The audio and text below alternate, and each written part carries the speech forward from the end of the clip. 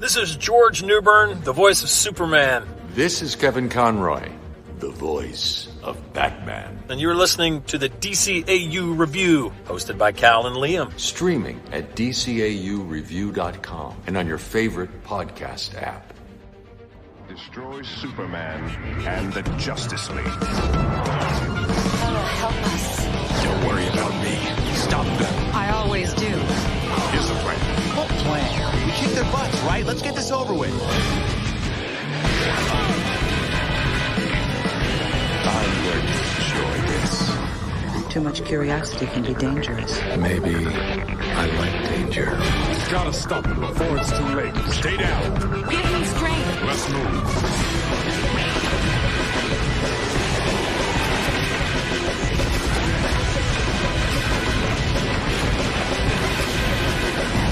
Aren't you gonna thank me? Down, boy. They run like cowards. What are you waiting for? Let me get us out of here. It's either that or prison again. Justice League. Hey everybody, welcome to episode 187 of the DCAU Review. I am one of your hosts, Cal, and with me my good friend, good brother, and the man that runs our Twitter account. That's right, it's Liam. Liam, we have turned the page. We're officially in the holiday season, and that of course means since we've turned the calendar page and we're entering the last month of the year, we are going to start a different series than we reviewed last month, but we had a nice little segue last week as we wrapped up our Static Shock coverage, and coincidentally, we just passed the 20-year anniversary of the premiere of this series, but welcome to episode 187 of the DCAU Review. That is right, and as we have talked about a little bit last week with our Static Shock Justice League crossover episode that we reviewed last week, which if you didn't hear, you can always check us out on the Pod Tower YouTube channel, or of course on your favorite podcast app. But that did transition us nicely into a month, a somewhat abbreviated month of original Justice League, the animated series, the original one, not unlimited this time, going back to the original 7 here, and in fact a few less than 7 in this particular episode we're reviewing today. But yeah, with the 20th anniversary, we kind of looked around, and with that anniversary looming, and also combined with we have very few episodes of this version of Justice League left to talk about, some of which, as I think I mentioned last week, we are intentionally holding back for future themed months that we might do in the next year or so. But in the meantime, we still had a few episodes that we needed to cross off the list, so to speak. And we got a pretty memorable one to talk about here today with War World Parts 1 and 2. That is right. Very excited to talk about this one with you, Liam. Personal memories. This was one of the ones that we actually had maybe just part 2. Did we have both parts of this one? So originally we definitely just had part 2. And I think later on we got part 1 on like a different tape. Okay. But yeah, I thought about that as I was rewatching it for the show this week, is that I had definitely seen part 2 many, many more times than I had seen part 1. So it created an interesting first half that we will get into in a few moments here. That's right. But this one is one we saw quite often. So it was interesting to go back and watch this. I hadn't seen it. I don't know. And maybe since I probably skipped over them when the DVDs came out. So I hadn't seen it in a while now. But when this originally debuted, we had seen it quite often. So getting into the debut dates here actually in just a second as we prepare for our official IMDb synopsis for this week's pair of episodes, which is always exciting because you get a pair of synopses with this. So these episodes, Liam, originally aired on Cartoon Network back on February the 24th, 2002. And then at the time they were splitting them up. That's how we ended up with only one of the parts. So you would get one part one week and then the second part would premiere the next week. So with that, part 2 premiered on March the 3rd, 2002. Meaning we're coming up here on the 20-year anniversary of these episodes debuting. That's right. And we'll, of course, be getting into our 4 main categories in a moment here. But I must start us off with this IMDb synopsis. Actually, I've got 2, of course, because we have 2 parts here. And that is for World, easy for me to say, Parts 1 and 2 written by Stan Berkowitz, directed by Butch Lukic, with music by Lolita Ritmanis, and animation by Coco. And those synopses read as such. While handling an asteroid in space, Superman and J'onn J'onzz are captured and banished to Warworld, a planet where combatants are forced to duel to the death. And for part 2, fight promoter and new contestant Mongul instructs Superman to throw a fight against him or he'll destroy the enslaved Draga's home planet. All right. I think part 1 was pretty much perfect as you can get for one. Part 2 is fast and loose with the details of the episode. I don't think he's not a willing participant. He does become a participant, but Mongol's reason for becoming a participant is a little bit more layered than they let on there. But yeah, those are okay. When it comes to IMDb synopses, those are okay. We are grading on a curve for our IMDb synopsis, such as we do.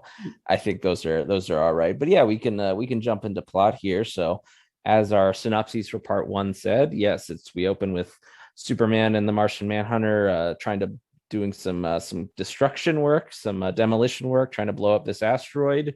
But they did not realize that I guess there was a noxious gas that is held within it. Ready for the fireworks? Ready.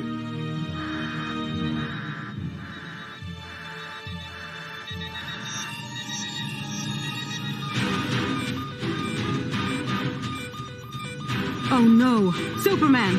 The computer says there are hydrogen pockets inside that asteroid. Get away from there before it...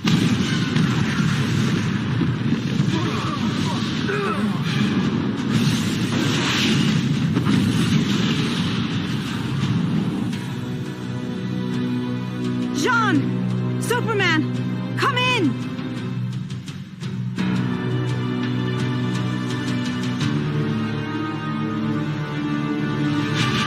But it gave me some Deep Impact and Armageddon vibes. Yeah. Weird that those movies came out at like the same time, isn't it? Yeah, I think so. I think Bruce Willis was in Armageddon, and I can't remember who was in Deep Impact, but same idea. But Ethan Hawke, I want to say. I've never seen either of them. I'm not going to look it up to see if I'm right or not. Tweet us at DCAU review with all your Deep Impact and Armageddon fan theories. Which was the superior asteroid film of 1997? Please let us know. That and more pressing questions will be answered this week on the DCAU review. But yes, as you said, they're and in the process of them blowing up this giant asteroid, they are caught in a larger than expected explosion, which knocks them out, at which point their bodies are recovered by scavengers who we find out are working for the despotic Mongol, who of course we sort of did these out of order, but we have previously reviewed his other appearance in the DCAU, that being in the absolute classic For the Man Who Has Everything, which of course you can hear our review of back in the archives at DCAUreview.com or on your favorite podcast app. But yeah, we have a kind of the first appearance of Mongol, and we kind of get we sort of figure out very quickly that we're going to do Gladiator, right? We're doing that is basically what we do here, correct? So, yeah, I mean, there's a little bit more to it. Superman and J'onn are still kind of weak, and then they're setting up that the Draga, this champion of the world Colosseum, has kind of been dispatching all of his foes so quickly that the crowd is starting to kind of turn on the war world Colosseum fights, which makes Mongol nervous as the leader, who is of course much like Caesar, some of the Roman emperors of the past, is using these fights to distract his people, as Superman says in part 2, from like things that they actually need, like food, housing, and medicine. So just a few minor things, but just so he's of course a little bit upset, but his kind of second in command. A little bit, just a touch there. No modern subtext to the idea of using entertainment to distract from actual real world problems. Anywho, but Mongol's sort of second in command lets him know, his Bib Fortuna, if you will, right, is there to let him know that Draga will have a new challenger in this Kryptonian, and we sort of set up this fight for the finale of part 1. There's a little bit of some subplotting. Martian Manhunter, for reasons that are not explained, is not ever explained. They are not ever drawn upon or understood as to why he is incapable of using his powers for longer than a few minutes. He says something in the atmosphere is sapping my strength. I would have just said he got injured in the explosion. Like, I would have just said that, like, all of the fire, he's weak against fire damage, as we know. So I think he could have just said that would have been perfectly fine. Or you could have, and this also leads to what ultimately a lot of people, Bruce Timm very famously in the commentary, I think, for this episode on the DVD release, mentioned that this episode was one of the worst received by fans in that first season of Justice League. And one of the major reasons is, and we talked about it before, but some of the earlier episodes of Justice League, they intentionally made Superman a bit of a wuss, or a bit of a depowered superhero, which, if you're going to do that, I feel like there has to be a specific reason. And to me, and we'll discuss, we can get to it when we get to the end of our plot discussion here, but I feel like there was a very easy way to do that with Superman. With Jean, who is your second most overpowered character, I think it would have been just as easy to not include Jean in this episode, or to have him swap him out with Green Lantern and have Green Lantern's ring dead or something like that. It would have been a little bit easier. I know they're setting up as we get into the episode, they are very much laying the groundwork for future romance between John Stewart and Shayera. Mm-hmm. But still, you kind of backed yourself into a corner with having to explain away why your two most overpowered superheroes on the team are essentially useless or not able to use their powers or made to look like weaklings for the majority of the 2 episodes.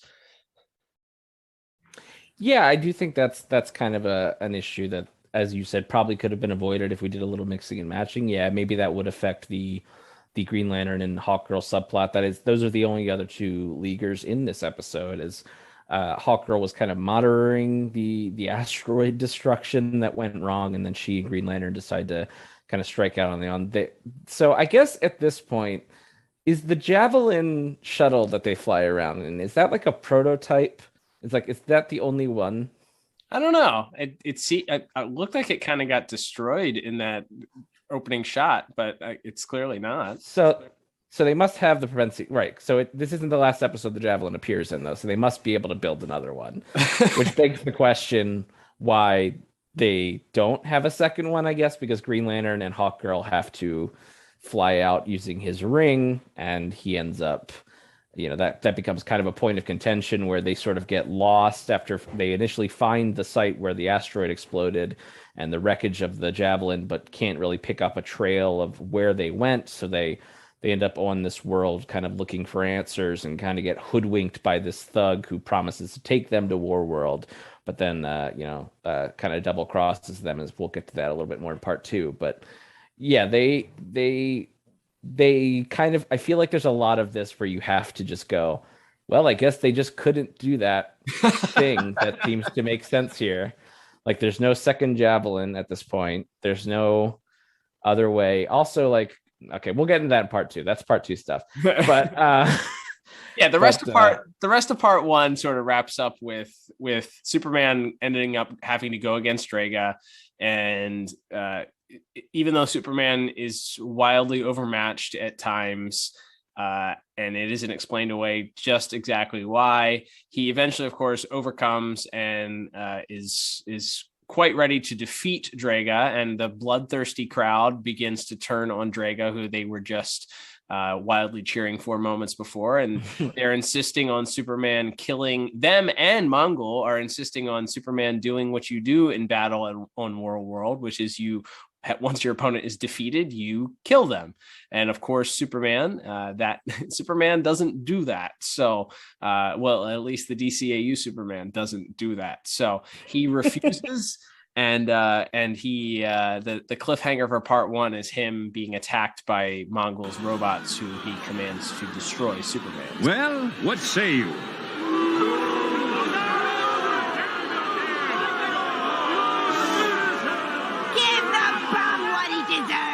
It's unanimous, then. The people have spoken. Finish him. I refuse. You can't refuse. I order you to finish him. No. Do it. Give me an honorable death here on the battlefield. Sorry, but I can't. How can I live with this shame? Don't make me beg you. Finish me. Do as he says. This is your last chance. No. Then destroy him!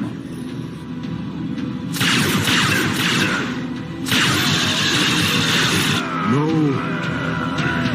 If you think that lasers can kill Superman, boy, is that a heck of a cliffhanger. So the following week, of course, part 2, we get Superman, despite the fact that he is beginning to be overpowered by these, or overmatched by these robots. Mongul, he declares that he's not going to kill Draga, rather. And Mongul and his second in command sort of have this conference where they're worried about losing power over the large crowd, and how it probably wouldn't sit well with them to have Mongul kill their brand new champion right on the spot here. So in a bit of a political move, he decides to allow Superman to live in that moment, and brings both him and Draga back to dump them in their prison cells until he can have a proper meeting with Superman to kind of let him know just how things go on World. Yeah, that's sort of the end of part 1. There is Superman is thankfully spared, as he seemingly is about to be killed by these robots, Mongol's security bots. But Jean sort of rallies the crowd to chant and chant for Superman, and they sort of begin to see him as a hero, and so Mongol's advisor once again sort of tells him that maybe it wouldn't be wise to execute him in front of this crowd. And so Mongol, of course, has to let Superman live, much to his chagrin. And in the aftermath there, it's mentioned that the rest of sort of the gladiators in the pits where they send Superman and Draga back to want to help Superman get off world and sort of sneak out on this garbage scow that's going to drop him off on another inhabited world. But Superman doesn't want to go, of course, because he doesn't want to leave Martian Manhunter behind. And he does agree to just let them take an unconscious Draga off planet. So, which kind of comes back to bite him a little bit later. But yeah, so we sort of set this up. We see Superman kind of becoming like a little bit of like a folk hero on World with we see a kid sort of spray painting his symbol all over part of his village or his city, whatever it is, and they sort of begin to get worried that this could lead to revolution, that that one man could instill enough unrest in this society to finally rise up against Mongol, which Mongol has to quickly kibosh. Thankfully, and one would question why he didn't lead with this, he has a Death Star that he can just use. And he threatens Superman with blowing up his planet with said Death Star laser, a laser that can decimate a planet. And Superman tells him, well, you're too late. Krypton's already been blown up. And so Mongol says that, well, I once threatened Draga with this laser, so why don't I just blow up his home world anyway? The people want fights. That's what I give them. You're just giving them a cheap substitute for what they really need. Like food, housing, and medicine. No one talks to me that way. No? That wasn't your name they were chanting out there. It was mine. Someone else once said that to me. It was Draga. The mob loved him, and he wanted to change things too, but I convinced him the old ways were best. How? Show him.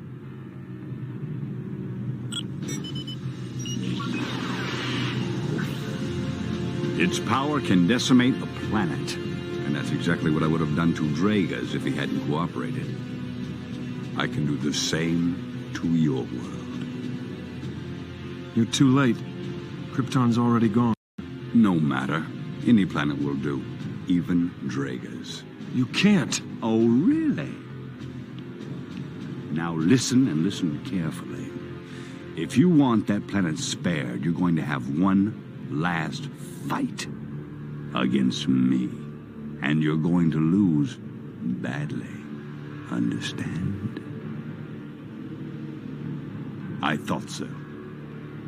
And so Superman kind of agrees to take the fall for it.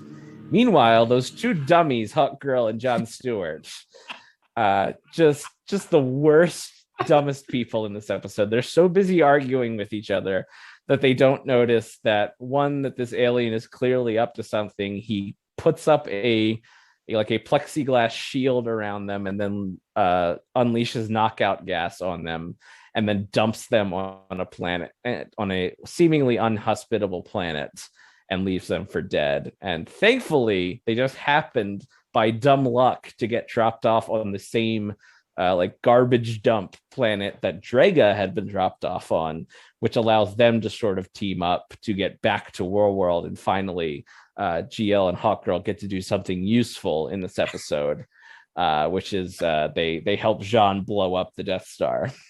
That's right. They find their way to World with Draga. Actually, they bring Draga, who they of course run into on the garbage planet. He promises to lead them to World, and boy, that's hard to say 3 times fast. World. And meanwhile, in the meantime, I don't think we talked about it, but Draga has decided to irreparably maim himself for life because of his shame and defeat at Superman's hands. He wasn't too happy about being dropped off on the garbage planet either. So his first step, once he is dropped on the planet, is to immediately brand himself with an S on his chest so that he never forgets the shame. I guess on his planet, the S stands for shame. Maybe. Some good Snyderverse jokes going on here today. Yeah, man, really. We like those movies. Yeah, but we're just absolutely killing it. Just so we're doing high fives here. Healing the world with comedy.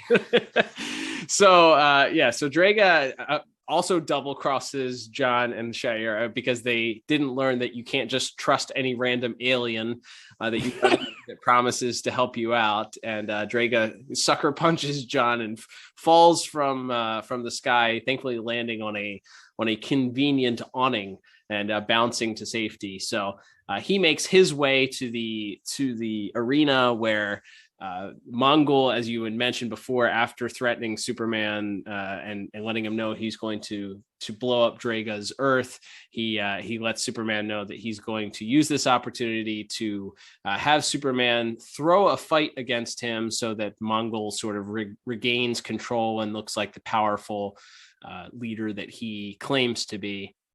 So they get shipped to World.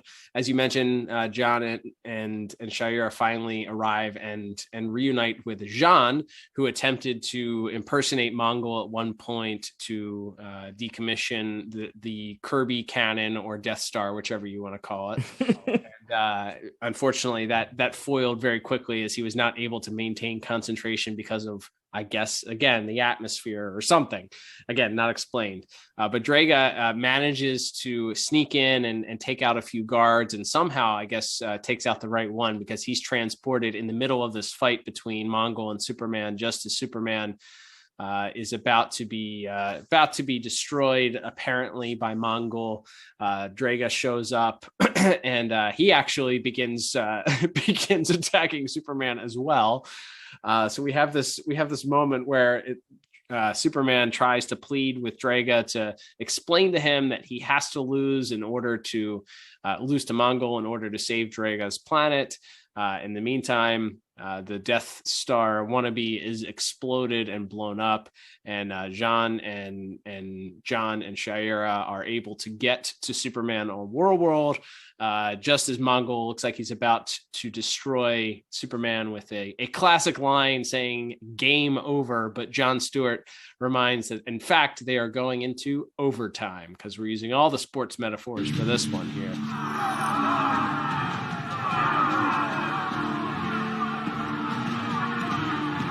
Hear what they think of their new hero now?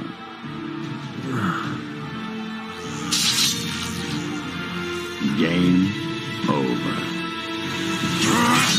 Not yet. We're going into overtime.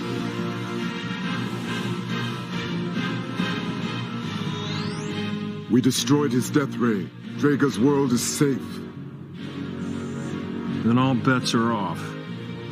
You're mine. It's a real like Stallone, like not A tier Stallone either. Like this is like, this is like 99 Stallone when he's like kind of when his powers are abdicating. But that's that type of action movie one-liner. But yeah, not great. But this allows Superman to sort of begin to decide that he's going to now defeat Mongul. But wouldn't you know that Draga steps in at this point, decides that he needs to be the one to serve justice to Mongul. He begins kicking his ass all over all over War World, and delivers a pretty awesome line as he delivers 3 very strong punches to Mongul's jaw, giving him the KO. As this happens, the crowd begins to chant for him to kill or finish Mongul, but he decides that he is not worthy, or he doesn't deserve the honor. There's a lot of, in the last 3 minutes here, there's a lot of talking about honor and worthiness going on here. And Draga sort of wonders how it's possible that he could do this, having been shamed in losing and defeat, and not dying with honor as he had requested that Superman kill him in battle. And Superman lets him know that it's not the real test of honor isn't how you die, it's how you live, is the line that he gives. And that's kind of the bow on our story as the Justice League fly off. And I guess we're just left to wonder what happens with we know the Mongol returns, but we don't know exactly what happened to him. I guess he was sent to the prison and eventually escaped. But so that wraps up our episode. So I guess, Liam, we can begin discussing. We did a good job of talking about some of the things that we felt were plot holes throughout here, but I would tend to agree with most folks that the biggest mistake, I think, was not giving a specific reason for Superman. At part 2, you have a very specific reason for Superman to be not trying, or to be overpowered in this point. He's literally intentionally throwing the fight. He has a motivation to throw the fight, to look weak in order to save this planet. If you gave him a similar motivation, or even a throwaway line in the first part, granted, there is some discussion as he tries to reason with Draga in the middle of their initial fight, but it's very quickly decided that Draga doesn't want to listen, so Superman continues to just get the tar beat out of him. And we know that Superman is the strongest being in the universe, more than likely. So there's no red sun here. There's no kryptonite. There's no reason. There's no real injury sustained in the original explosion that explains it away. I think that's the biggest mistake that was made, was not really explaining why Superman was made to be a weakling, at least in the story. I think the writers have explained that it's hard to write for Superman and not make him out to be this, invincible, untouchable hero. But it's still, you have to find a balance here. And if you're going to make Superman the same Superman that was going up against Darkseid in the final episodes of his own series here, make him out to be a weakling, you kind of have to have an explainable reason why. Yeah, I think that's a fair critique. And to me, it's less the Mongol fight or even the Draga fight, because I think obviously in the Mongol fight, he's throwing the fight on purpose, and the Draga fight, he's sort of trying to reason with Draga throughout most of it. And then finally, when he kind of, is a little bit fed up and feels like he has no choice, he does win that fight. So those ones didn't bother me. He does like get knocked unconscious by lasers a lot in this episode, by Mongol's various robots and guys. So I think that's maybe the weakest. That those ones were what felt pretty cheap to me. Like, yeah, I mean, like obviously in Superman the animated series, they made a conscious choice to show that, like, yeah, lasers and electricity and like big explosions and fire and stuff can hurt him, and that he isn't this completely all-powerful being that maybe we see in certain comics or in some of the movies or whatever. But yes, this did seem to go to another level, and it's one of those things where, well, you have to have a reason why Superman just can't fix this by kicking everyone's butt.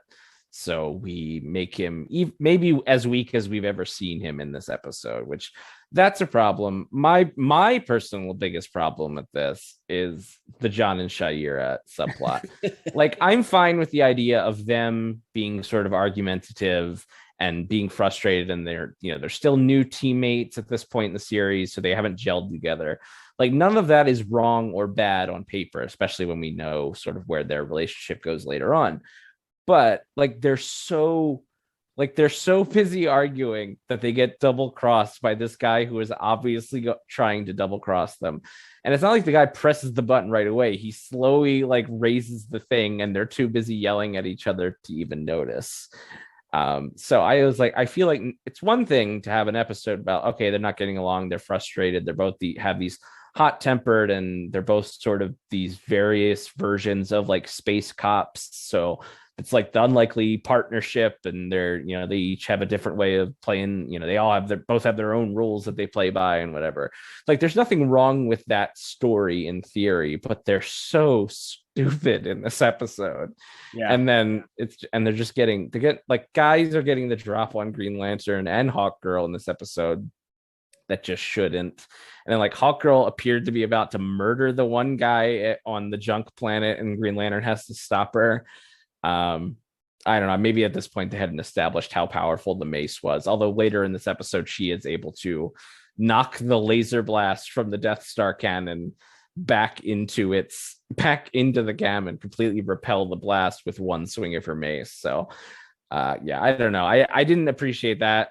Like we've talked about the other stuff, again, I can kind of explain away the Jean stuff. They do give you, as lame as it might be, a reason why he can't use his full powers. They don't give you a great reason for why Superman seems to be so depowered. And then on top of that, the only other two Justice Leaguers are just so profoundly unlikable and foolish in this episode. And like, only by happenstance do they not get stranded on a rock for the rest of their lives, because it just happens to be that they got dumped on the same planet that Drago was on. It's just like, I don't know. Like, and I do like that sort of message at the end where it isn't just Superman kicks everybody's butt and wins, like that he sort of lets Drago take this fight and quote unquote reclaim his honor, and then sort of imparts that wisdom on him. Like, I appreciate that part of it from like a Superman character perspective, but just overall, this is not the sum of its parts is not stronger than the whole here. And I ended up with a very low plot score of 4 out of 10. My goodness. Sub 500 there. That's we're less than 50% score there. It's been a while since we've had one of those. Yeah, I went just a tick higher. I went 5 out of 10. It's not a great overall episode. Like we said, I think you make your strongest characters look inexplicably weak. Say what you want, not disagreement or alarm worthy, but I think that even in that fight against Drago, he looks weak in victory. And you can say what you want, he doesn't explain that he's holding back, or some of the things that we understand that he does normally, but just you make your strongest hero look weak. If you had just said that he didn't want to, he was still concerned about Jean, or maybe Mongul didn't want him to win, so they used Jean as a tool to make Superman again, hold back and not want to win or something like, I don't know, have some reason for him to look weak. And then again, I totally agree with you. I think having John and Shayera, your two heroes that are bickering too much to be observant, accidentally stumble upon the solution to the issue, doesn't do anything for their characters either. So yeah, it's a rough episode to appreciate from a plot standpoint all the way around, which stinks because this episode was actually it was adapted from a series of Superman comics, and so I imagine that the originals probably didn't have these supporting cast in there. So you pretty much had the freedom to kind of arrange the supporting cast how you desired. And this was the option that you chose to do, is to make everybody look like either idiots or super, super weak. And yes, not great for a show that's literally designed to make you cheer and root for your heroes. Yeah, and again, like I again, there's a way to do this story in a way that makes sense, where you just, I think, maybe you introduce the planetary weapon earlier, and that's why Superman kind of stands down from trying to escape the prison and stuff. Like there's other ways to get to Superman sort of being captured or reluctantly agreeing to the fight that isn't him being knocked out by like 2 laser blasts or whatever. So, like I said, and I think even the John Shayera stuff, like if that's played a bit more comedically, I think it could have also worked maybe a little bit better, but it's not. Like it's played pretty straight. Like it's played like this is this big serious argument as they're arguing, and the partition slides up and the gas knocks them out. It's like, yeah, no, you're just, this played as like this big dramatic moment and not like this sort of like comedic bumbling buddy cop thing. Maybe if they had played it more for laughs, it would have been better there. But yeah, overall, like I said, it's not the worst episode we've ever reviewed. It's from a plot standpoint, and I do have some affection from it from like a nostalgia point of view. But yeah, not a great episode from a plot standpoint anyway. All right, well, let's move on to our next category, Liam, which is going to be animation and visuals. Man, I hope we have some good stuff to talk about here to perhaps rescue our scores from a slow start here. But what did you think of visuals for the episode? I thought there was definitely some things to enjoy. Brutality in the fights, obviously, I think is one of the things that stands out. Maybe not the most brutal of the fights we have here, but when you have two super-powered behemoths going at it with multiple battles in a place literally called War World, I think it sets you up for some pretty fun visuals, at least that I enjoyed. What did you think about visuals this week?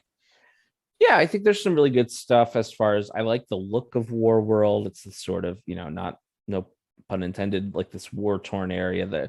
The arena that the gladiators fight in is like this completely hollowed out, like looks like bombed out, like decimated city that they're fighting in, just the ruins of. I think you see like weapons left behind, and blown out buildings with no windows and all that kind of stuff, and debris everywhere. So I like that look of it. I like the look of the the Colosseum and everything, where Mongols sort of standing holding court as they're introducing Draga in the first part and everything. I like the Draga design. He does kind of look like a brunette Doomsday, which I thought was an interesting. There is a Draga in Superman comics, but he looked quite a bit different. But this one, he just kind of looks like Doomsday dyed his hair. Yeah, it was an interesting choice for the look of him. Mongul does retain his pretty much straight up his look from the comics, maybe with a slight different coloration on his suit, but generally speaking, he looks pretty good. The aliens, I was a little bit disappointed we didn't get some more cameos from aliens. We talked about that, I believe, in the Blackest Night episode, that this is a place where you could have snuck in some cameos, or maybe some different the more classic DC comics aliens that we're familiar with, some of the ones that make up the Green Lantern Corps, or other alien races that you're familiar with, or even some some nods or odes to different Marvel comics as the creators were known to do from time to time, but we didn't really get much. There were some shared, there's the one ponytail dude that I think is the guy that is he's one of the bounty hunters, I think, in the Lobo episode. Yeah, he makes another appearance. I think he also made an appearance in Blackest Night as well. There's one shot of like a green, I think it's near the end of part 2, of like a green alien with big antenna, which I think is Ambush Bug. He doesn't have the yellow around the eyes like Ambush Bug does, but I couldn't, like, they cut to this guy and he like stands up and shakes his fist, and he's very unique compared to some of the other guys. Okay. Very interesting. So I think that might be one little cameo that we get in that episode. But yeah, other than that, I think there's like the weird little alien that Jean kind of befriends during the first fight. It's very slimy. Reminds me of the lady from Monsters Inc. a little bit. Oh, good call. Yeah, that's a good one. Yeah, so I think there's some fun in the creature designs. The robots, the floating robots that shoot Superman a couple of times throughout the episode and nearly kill him at the cliffhanger of part 1 and the beginning of part 2. Brainiac should sue, because those are like straight out of Little Piece of Home, and maybe even there might even be one of those in Last Son of Krypton part 1. Yeah, but it's like the same exact thing. It's like an upside down triangle with little robot arms on it. It doesn't have the Brainiac symbol, obviously, but very similar design. So I don't know if there's anything proprietary about that look, but Brainiac should consider his legal options going forward. There needs to be a super villain lawyer that just that deals with gimmick infringements like this. I love it. Yeah, we'll have to, we can talk to the creators and figure out, who that person would be, if there's an existing villain that would love to take up that role. Maybe Ultra Humanite. He seems smart enough to be able to defend and or sue people. But some of the other visuals that I really actually enjoyed. I thought that the scenes, both in the initial part after Superman is initially captured, he's placed in this cell. And then I think at the beginning of, the second scene in part 2 after Superman and Draga are recaptured by Mongul and dropped again in this prison cell. The lighting in those scenes I thought were really great. There's a light coming, sort of the light direction is sort of coming from in front of them, and it casts a shadow across them. The shadow work I thought was done really well in both of those scenes. I thought they stood out uniquely because it looks like the sun is rising in through or shining through the jail cells there. So I thought they were lit really well and were a different visual than we're typically used to. I feel like, because most of the stuff we see takes place at night or out in space or in in these other planets. So it was a different visual that broke up sort of some of the grays and the darks that you see throughout the actual fights taking place. But I think the brutality and the fights actually between Superman and Draga and Superman and Mongol were the standouts for the majority of it, because we get so much physical violence, fist to face, fist to stomach, fist to head, slamming pieces of strangulation at one point. Yeah, strangulation. I will say that they do show the part where Draga brands himself with this hot molten S that he crafts out of metal, the garbage planet. That was something, again, this is stuff that I feel like you would never have seen had this been on a regular children's cartoon on standard television. So, the creators having a little bit of leeway to work with some of what they could show, having this on cable, with a little bit different, less scrutiny, I guess, maybe from the standards and practices, allow them to kind of really show the brutality of this. So it makes the battle seem like the stakes are there, even though, again, the plot may have let down sort of what you're trying to surmise between this. I thought that the fights, the fights sort of picked up the slack where the plot may have let things down a little bit. And I will say the last thing that stood out to me other than the Death Star / Kirby cannon looking a little bit like the Hall of Doom from the Super Friends. It had the same shape to it, kind of like that half helmet with the lip sticking out of it. But as Jean impersonating Mongul enters, and then sort of whatever happens with his powers where he's not able to hold the Mongul form, there's this transition back into Martian Manhunter where you get this weird sort of phasing between his Mongol look back into his Jean look. And I thought that the transition was done really, really well, very well animated here for the episode. But for all those reasons, I really actually did think that the overall visuals and animation were pretty strong for the episode. We do have, I guess we should mention also early on, this is early on in season 1, so Superman does have that weird defined cheekbones that they eventually did away with. But I thought that the visuals were probably one of the strongest elements of the entire episode. I think the fight scenes work really well, and I think those 3 punches that Draga gets to deliver to Mongul at the end really put the exclamation point on the visuals for the episode. So I went with a pretty strong 8 out of 10 for visuals. What about you? Nice. Yeah, I'm actually right in that same exact line there. 8 out of 10. I really liked the a lot of the use of the camera moving around. That sort of in all of the gladiator fights, they have these sort of floating cameras that move around the arena as the fight goes on, and a couple of times they sort of cut to the crowds watching on the screen, and you sort of see the camera moving and sweeping around. And there's one shot of Mongol sort of taking and Draga fighting, where you sort of as they sort of move into a new location, the camera sort of sweeps and moves with them, and it looks like one continuous shot, which I'm sure is not an easy trick to pull off in animation. So I thought that was really impressive. There's a shot when Draga sort of first enters the battle where you don't quite see what's going on, but you see Mongul with sort of Superman down on his feet, and then you sort of see him look back towards the camera, and then you see something hit him, and then it cuts back to the actual arena where it's happening, and you see that Draga has kind of entered the fray and is about to attack Superman. So I really like some of the different camera tricks and stuff that they use. Once again, the director on this one was Butch Lukic, and animation was by Coco. So yeah, I thought as you mentioned, the violence and some of the kind of the cool sort of epic tricks they used.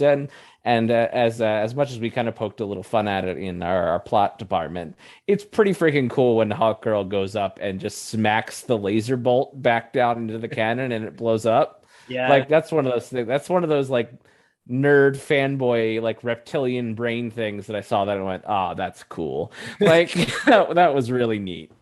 Yeah, that was pretty awesome. A good shot there. And it's funny that you mentioned the camera with the sweeping shot. The one thing that I actually really appreciated was such a minor detail is when they keep cutting back to the view from the arena and the fans watching on the screen, is there's like this little film that they put over the footage that they're watching, so it makes it look like they were watching an actual screen. There's sort of like a flashing effect that they put over there with a little bit of film, but just the attention to detail to that was just something small that they did to make you kind of feel like you're literally in that world. But yeah, some pretty strong visuals this week for us here.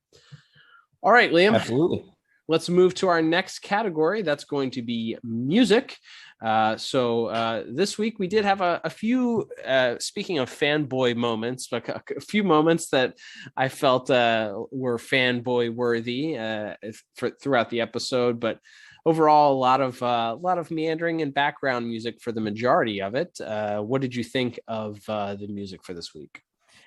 Yeah, I didn't have a ton of notes. I think that opening scene where they're on the asteroid, there's kind of some, that kind of space odyssey music that we're kind of accustomed to, that kind of brings you in with sort of the softer strings, and then sort of as the tension builds and as they are trying to get out of the way of this explosion, and you sort of get the percussion and then some of the horns brought in there. I thought that was good. And then you have that sort of a classic season one a Justice League fight music going on. But yeah, the big notes are and there's a couple of them, but I think the fight scene, actually it's kind of the first big action beat we get, is Superman goes looking for Jean. He finds that he is sort of being about to be fed to this giant alligator thing. And Superman proceeds to fight with it, sort of keep it from eating Jean or any of the other people sort of strewn across the little riverbank that it's housed in. And during that, sort of we get this moment where it looks like all hope is lost and Superman has in fact been eaten by this thing. But then as it reveals that he is in fact triumphant, we also get a pretty nice little musical nod there as well. Superman.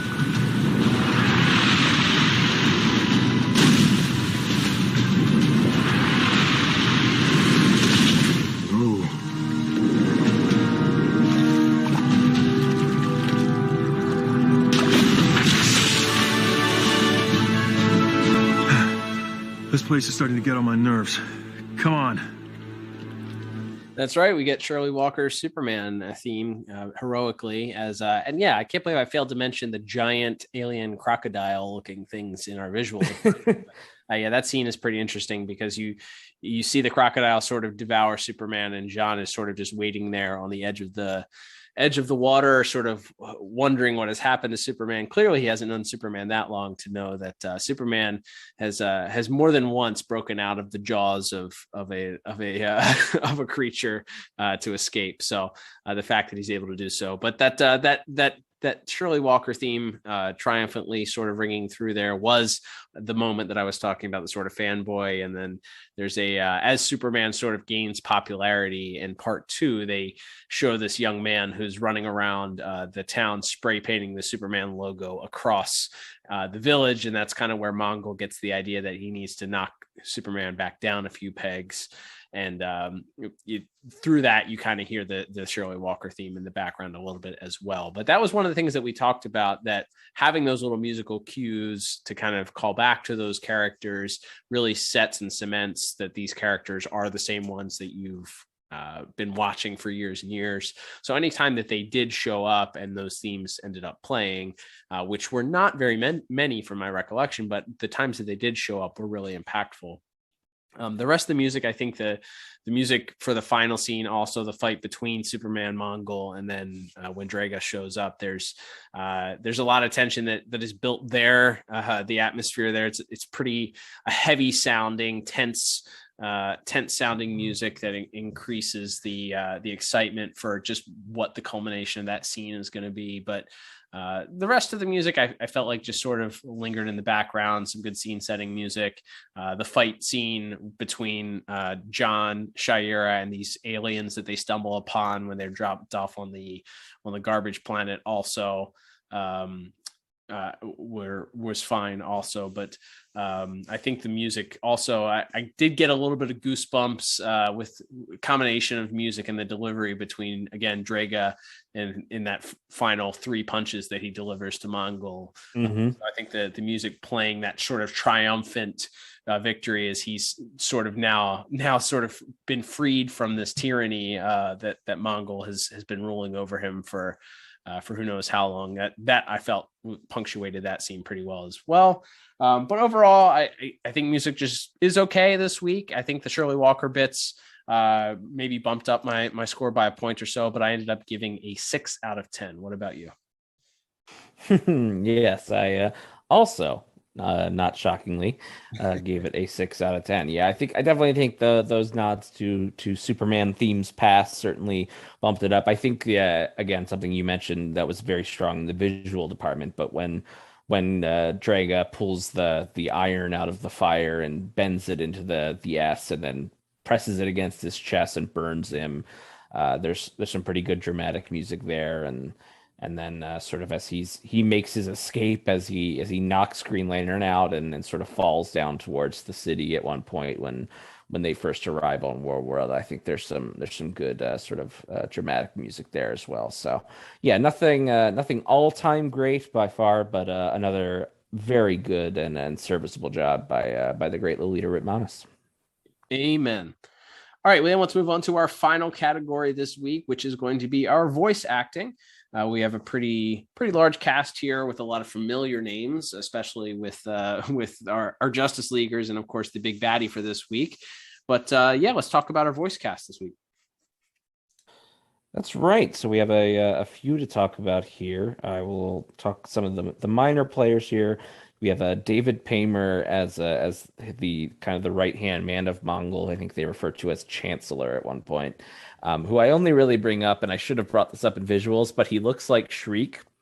He looks like Shriek when he's not wearing the mask. Like, I think it's just the soul patch and sort of the sad eyes, but it looks like Alien Shreve. That's good. So I thought.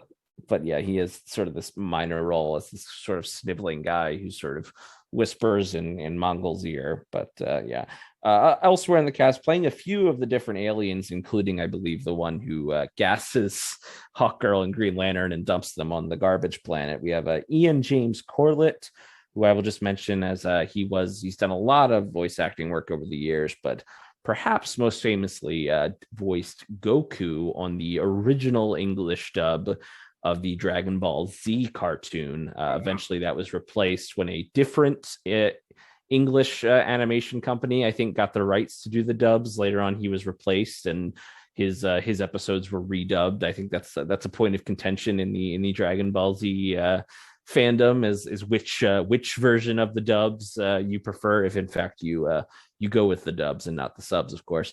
But yes, that's so I thought that was worth noting, just for a big time voice actor. Voiced him for a long time before they ended up replacing him when I guess the rights changed over. But funny to see an actor of that stature in that sort of minor role there. But we actually see that quite frequently, and I think in Andrea Romano produced or directed voice performances, we'll always see actors coming in to play little bit parts, even if they're a little bit bigger or could demand a bigger role by this point. But playing Draga, we have a man named Will Smith, not that one.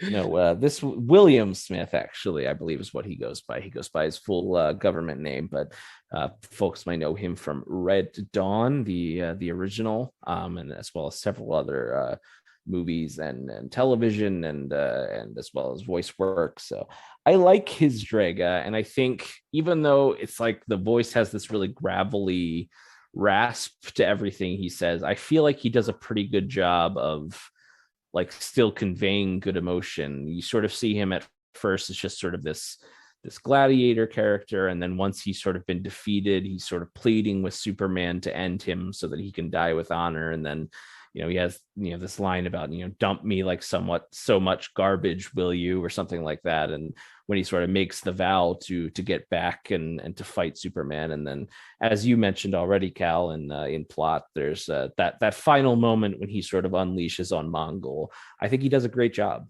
No, he's mine.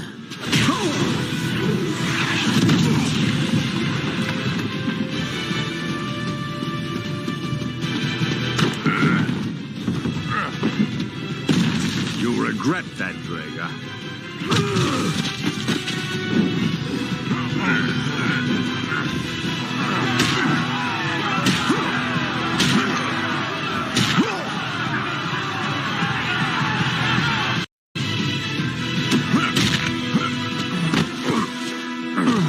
Keep your guard up on the left.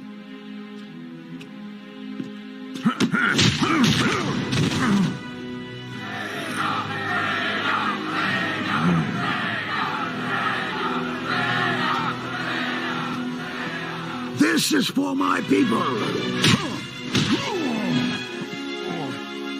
And this is for my humiliation.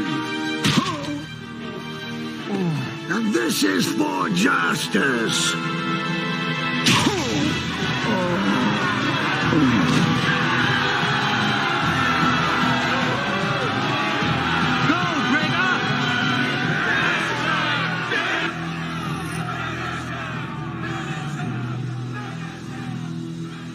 No, he doesn't deserve the honor. He's great. Yeah. And it's interesting because I didn't remember the voice being that memorable. I didn't remember it being memorable. That's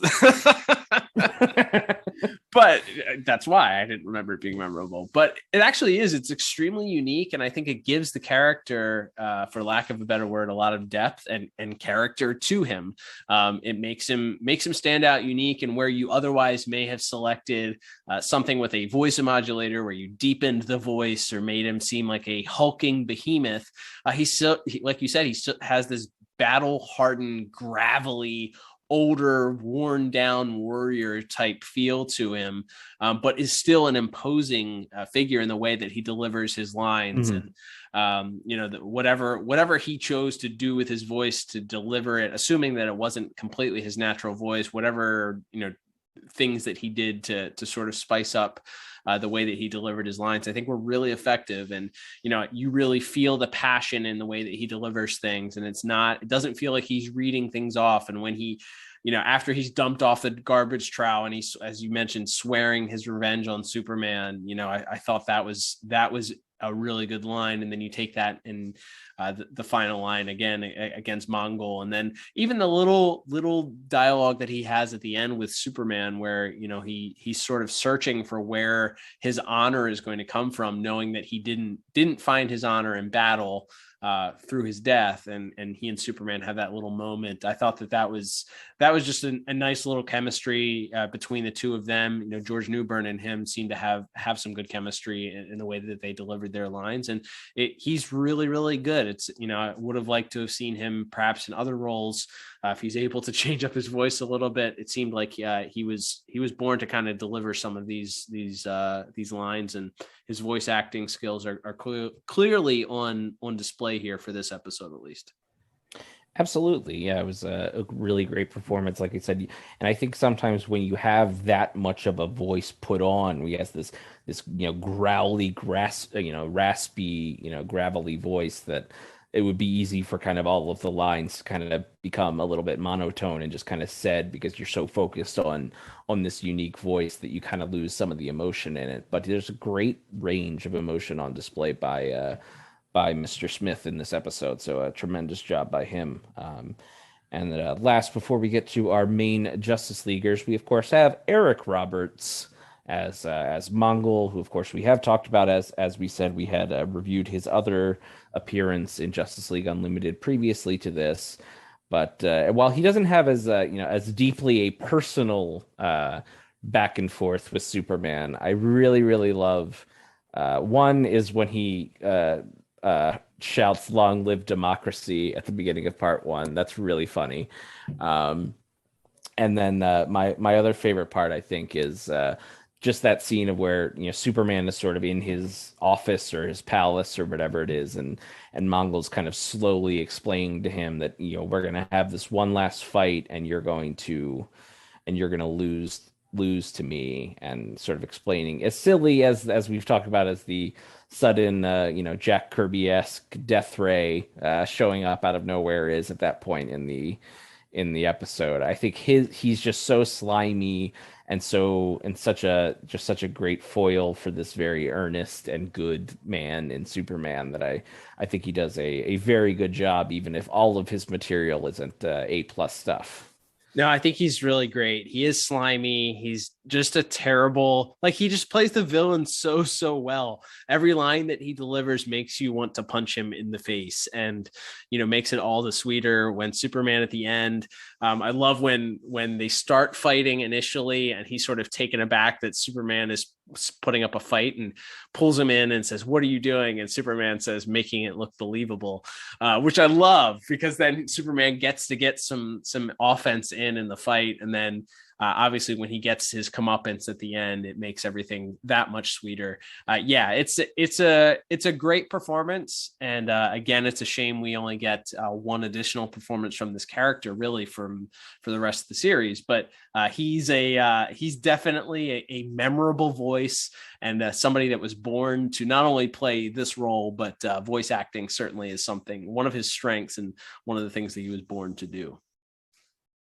Yeah, I was thinking of ways we could have worked him back into the series later on. And I was like, you could have gotten him and Roulette teamed up some sort of like intergalactic fight club or something. Or something else where he goes back to being a fight promoter, or something like that. I think there's something in there. Yeah, something something in there. I would have loved to see this character brought back, just if for no, even if the reason for bringing him back was a little flimsy, just because of how much I enjoy Eric Roberts' performance as Mongul in these episodes that we reviewed. But yeah, he's tremendous, and of course he is off mostly. Other than his, sort of his sidekicks, he is bouncing off a little bit of William Smith as Draga, but of course he's bouncing off George Newbern as Superman. As I said, that scene between them where Mongol's sort of instructing him to take the fall, and even some of their like sort of quiet banter that they have during the first part of the fight, where Mongol's reminding him that a whole planet rests on your shoulders here, and then Superman tells. George Newbern Superman tells him that he's going to make it convincing before he takes the fall, and sort of gives Mongol a little bit of a beating before letting Mongol kind of take over there. So I think there's some really good stuff from George Newbern. Again, we've talked about it a lot. The plot sort of lets down a lot of this episode, which is somewhere between good to very good, I think, in a lot of our at least our other two categories so far. But yeah, I think you have a good performance from George Newbern. You have, of course, Carl Lumbly's Martian Manhunter, who doesn't get a lot to do, but he's chanting of Superman is legendary. That's pretty good. That's pretty good. That was my. Like, coming into this, if I remember nothing else from this episode after not having seen it for probably the better part of a decade, I would remember Carl Lumbly and Martian Manhunter shouting Superman over and over again as the rest of the crowd chimes in. No, the Kryptonian won. Don't you want to see him fight again? I gotta admit, he's a real champ. He's more than that. He's a Superman.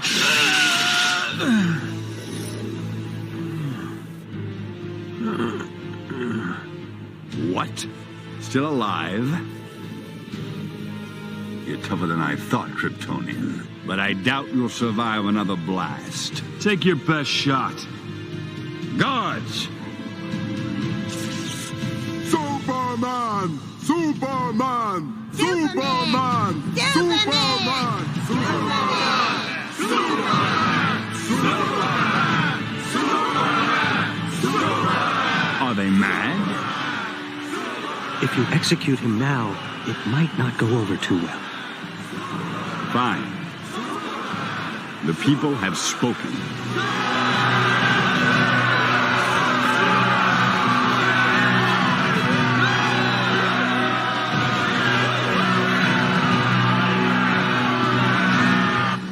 But and then we have Phil Lamar as Green Lantern and Maria Canales Pereira as Hawkgirl. Like I said, I really didn't enjoy their little subplot as much as I do enjoy a lot of the later stuff that they do with Hawkgirl and Green Lantern. They just come off as so like foolish and unlikable. That's not the actor's fault. Like, there's nothing wrong with their performances here. Like, I think the scene where they're in the cramped spaceship and they're arguing and like an old married couple where Green Lantern's kind of taking the side of the alien and Hawkgirl's like, oh, I'm wrong again, and all that. Like, there's some well delivered lines in there, but I just think the material for the rest of the leaguers minus George Newbern not super strong, but they do their best. Yeah, I don't think they worked with what they could with the material. I actually think, again, you're supposed to be laying the groundwork for this budding romance between the two of them. So if you're really trying to set up the audience to not believe that these two have any sort of sexual tension between the two of them because they're so opposite and not and at each other's throats, I thought that they communicated that pretty well. They may not have had the material to work with that made their characters look very, very strong, but I feel like that they did the best with what they had. Yeah, absolutely. So for all those reasons, like I said, it's not a lot of our leaguers are maybe a little bit hard done by the material, but overall, I still think it's a pretty darn strong voice performances on the backs of George Newbern, Eric Roberts, and William Smith as Strega. So I ended up settling on a pretty strong 8 out of 10 for my voice score. Nice. I think between Eric Roberts and William Smith, and then their interactions with George Newbern, I thought it was strong enough to give a 9 out of 10 for me. I think it's nice. It's really great. And I think Eric Roberts is, again, knowing that he comes back in that episode, for The Man Who Has Everything, and his performance continues to be just absolutely diabolical. Like, you just want to see him. He communicates so well to be able to be the guy that you want to see get his tail handed to him. Like, you want to see him get his ass beat. Like, that's your goal at the end of the episodes. You just want to see this slimy guy get his ass beat. So yeah, and thankfully we get to see that in both episodes that he's in. So it's a strong performance. I love it. All right, Liam. Well, that will begin to wrap us up for our episode here. Coming up with our final scores here, I end up with a very middle of the road 28 out of 40. What about you? And I had a kind of, again, a middle of the road, similar to you, not too far off from yours, but a 26 out of 40.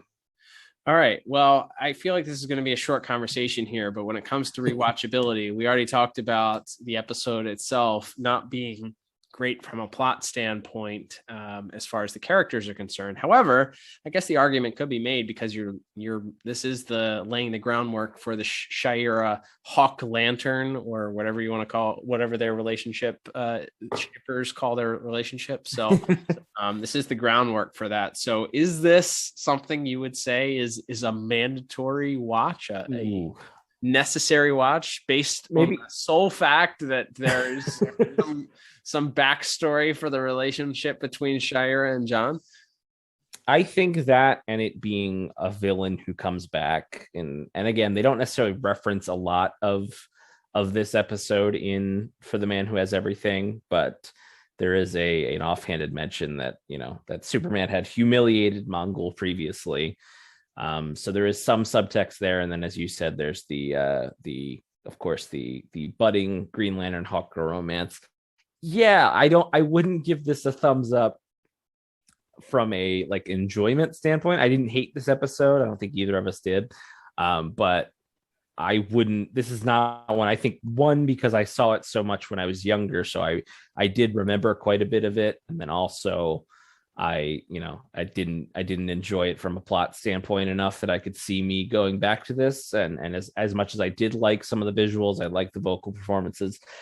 So I wouldn't say I would go back to this from an enjoyment standpoint, but I do think it gets the one thumb up in that it does have some sort of continuity and future storyline building between, Superman and Mongul's rivalry, and then the Hawkgirl John Stewart romance. So yeah, I think this gets at least one thumb up for the rewatchability. Based on our scores alone, I don't think that I would have thought that at the beginning of that, but you make a very strong case for this being a mandatory watch. I will say yes. I give it the old one thumb up, maybe half a thumb. Like I feel like the Orange Cassidy thumbs up. Yeah, right. I feel like you could kind of figure things out if you had to better understand. You could just kind of figure out that Superman fought Mongul at one point for The Man Who Has Everything, and just jump in one of the later episodes of Justice League to figure out the Hawk Lantern romance. But and to your point, we reviewed the second episode over a year ago, and didn't need that to enjoy that episode, or didn't really need to go back and revisit Warworld for context of Mongul. You could they give you enough of that he's this alien despot that's come for revenge on Superman. So yeah, I don't, maybe the Mongul stuff is a weaker reason. I think it does have some this is the beginning of some threads that come back later on in this series and in the sequel series in JLU. So I think I gotta stick with my one thumb up, even if I don't think it's a particularly spectacular episode all around. All right. Well, this is the part where we ask people for their feedback. So, if you think, we'd love to hear your thoughts on them. Give us your feedback at DCAU Review on Twitter or at DCAU Review on Instagram. Comment on our post this week or shoot Liam a tweet and let us know where you fall. You can also interact. This will be our question of the week for our Spotify listeners. You can interact with us if you go on the Spotify app. There's a couple questions that we post every single week, so you can interact with us that way if you listen to us on Spotify. If you listen to us on one of your other favorite podcast apps and they let you give a review, we would love for you to give us a 5-star review. Write a little blurb about us. Let us know what it is that you enjoy about the podcast. And of course, don't forget, you can also subscribe to us on YouTube via the Pod Tower. Just search Pod Tower on YouTube and give us a like and a subscribe for our videos there. We'd much appreciate that. You get your content delivered to you via YouTube. And you also get content from our friends at the Watchtower database and Tim Talk. So Tim Talk is also currently reviewing Justice League Unlimited. So you can check out their podcast while you're over there as well. Liam, we will continue on here in the month of December with our Justice League reviews. What's the episode that we'll be covering next week? That's right. We have another season 1 episode or pair of episodes coming up. And this one will feature the debut of another classic DC hero making his debut in the DC animated universe, that being Metamorpho in the aptly titled Metamorphosis Parts 1 and 2. Interesting. I believe this one we only had part 1 on tape. So that's my memory as well. Yeah. It was always a cliffhanger. You'd watch the episode, enjoy it, and then wouldn't you know it, I didn't know what happened. See, kids, before DVDs, this is what our lives were. But DVDs and TiVo. Yeah. There you go. Looking forward to reviewing this one with you next week, Liam. But until then, I'm Cal. And I'm Liam. And we'll talk to you on the next episode of the DCAU. Goodbye.